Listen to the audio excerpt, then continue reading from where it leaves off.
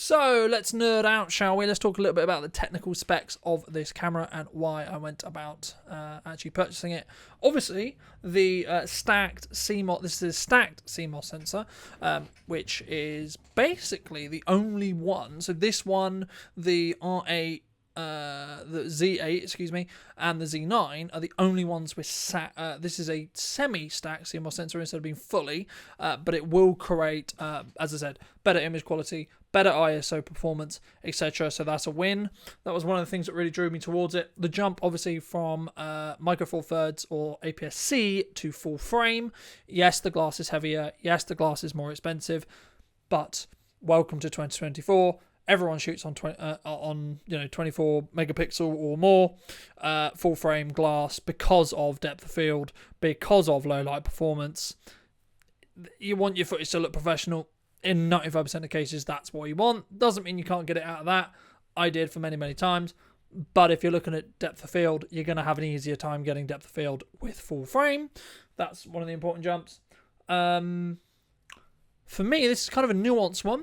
The SD card and CF Express card slots on this camera kind of gives me an upgrade path into higher quality, which we'll talk a little bit later on, higher quality video recording, but also upgrading those speeds and those cards as well.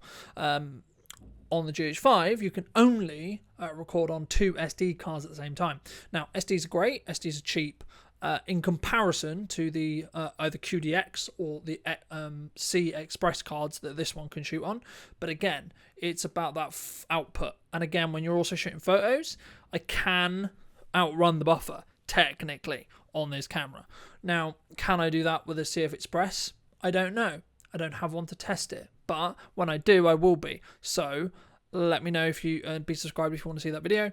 I'm being pleasantly surprised, though, with how good the codec is, which is another reason why I wanted to go to this camera for the H.265, excuse me, versus the H.264, which you get on the GH5 and older cameras in that respect as well. It's more efficient, the file size is smaller, and it's still great quality. Again, kind of briefly touched on this as well.